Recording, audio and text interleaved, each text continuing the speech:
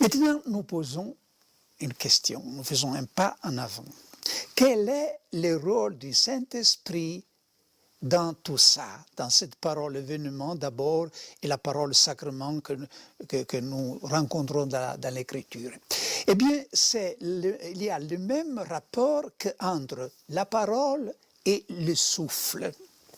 Donc, vous le vivez, le savez, le vivez.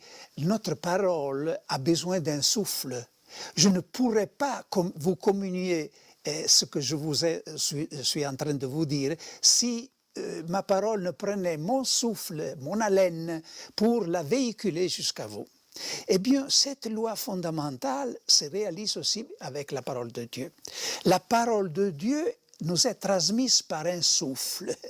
Or, je ne peux pas prononcer ma parole avec votre souffle et vous ne pouvez pas prononcer votre parole avec mon souffle. Et c'est la même chose, la parole de Dieu ne peut être communiée sinon par le souffle de Dieu. Et qui est le souffle de Dieu? C'est le Saint-Esprit. Et c'est beau de voir dans la Bible ces symboles du vent, du souffle employés par Dieu précisément pour nous parler du Saint-Esprit. Donc, le Saint-Esprit, c'est le souffle qui nous communique la parole de Dieu. On le voit même dans la Trinité, donc cette relation qu'il y a entre l'Esprit et le Fils dans la Trinité, c'est déjà la racine de cette collaboration entre la parole et l'Esprit. Mais dans l'histoire du salut, nous voyons souvent que la parole de Dieu est véhiculée par l'Esprit de Dieu. Le Christ disait lui-même, l'Esprit du Seigneur est sur moi, il m'a consacré par l'onction, afin que je proclame la bonne nouvelle. Donc l'onction de l'Esprit vient pour proclamer la bonne nouvelle. Et le jour de Pâques, lorsque le Seigneur apparaît aux apôtres, on voit très bien là, le Christ dit, comme le Père m'a envoyé, je vous envoie.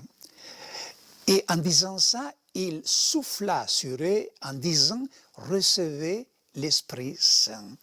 Donc l'Esprit Saint est communié avec le symbole du souffle. À mon avis, l'exemple plus éloquent de cette relation interdépendance entre la parole de Dieu et le souffle de l'Esprit, c'est la Pentecôte. Les apôtres ont reçu la plénitude de l'Esprit.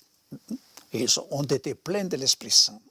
Et immédiatement, ils ressentent le besoin d'aller et prêcher le Christ. Vous vous rappelez le récit des Actes des Apôtres.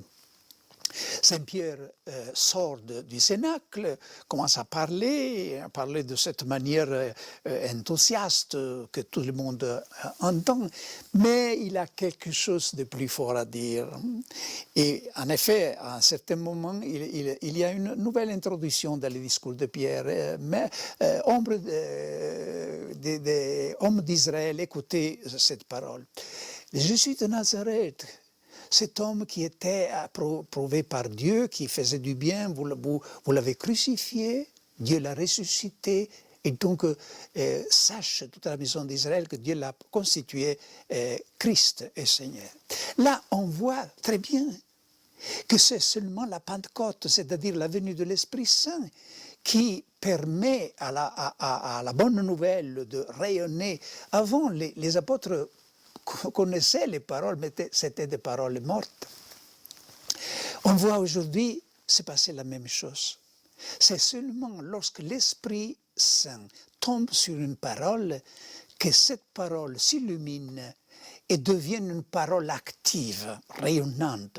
C'est comme, il y a la même différence que dans un fil qui ne véhicule pas le courant électrique, et un fil qui contient le courant électrique, ça donne la secousse. Seulement la parole de Dieu qui fait passer l'esprit donne la secousse. Je vais vous partager avec vous quelques exemples. Une fois, j'ai pris part à une transmission télévisive dans laquelle un jeune homme a donné un témoignage.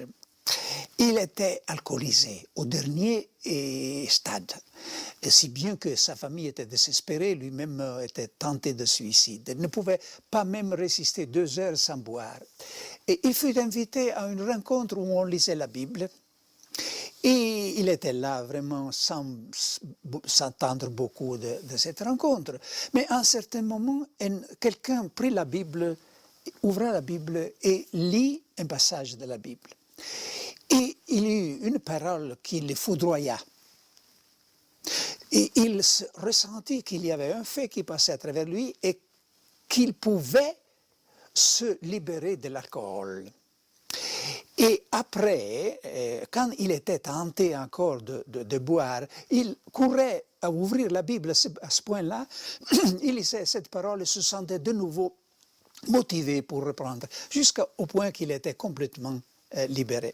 Et lorsqu'il a essayé de nous dire quelle était cette parole qui l'avait foudroyé, l'émotion le prit et il était encore ému de tout. C'était la parole du commencement des cantiques qui dit « Nous célébrerons ton amour plus que le vin ». Donc, comment est-ce qu'une parole si simple a pu accomplir un miracle pareil? Sinon, parce que l'Esprit à ce moment-là avait donné du pouvoir à cette parole. Moi-même, une fois, j'ai écouté dans un groupe de prière un passage de Jean, l'évangile de Jean. Et c'était le passage où Jésus dit aux apôtres, « Je ne vous appelle plus des serviteurs, je vous appelle amis ». J'avais écouté maintes fois cette parole, mais jamais ne m'avait particulièrement impressionné. Oui, c'était une belle parole, mais rien de plus. Mais seulement dans cette atmosphère, dans un milieu où il y avait l'esprit, on sentait l'esprit, c'était un groupe de prière charismatique. Alors cette parole, à moi aussi, m'a foudroyé, si bien que j'ai passé le reste de la journée à me disant, il m'appelait ami. Je suis le Fils de Dieu, celui que j'appelle mon Seigneur m'appelait ami. Et il me paraissait qu'avec cette certitude d'être l'ami de Jésus, on pouvait surmonter n'importe quelle difficulté. Donc, la parole de Dieu vraiment nous parle lorsque l'Esprit l'habite. D'ailleurs, l'Écriture a été inspirée par le Saint-Esprit. Ce qui veut dire que le Saint-Esprit a inspiré les prophètes. Et maintenant, lorsque nous lisons la parole de Dieu consignée dans l'Écriture, cette parole inspirée devient inspiratrice. C'est-à-dire que le Saint-Esprit que la parole a ramassé, maintenant le fait rayonner autour de nous.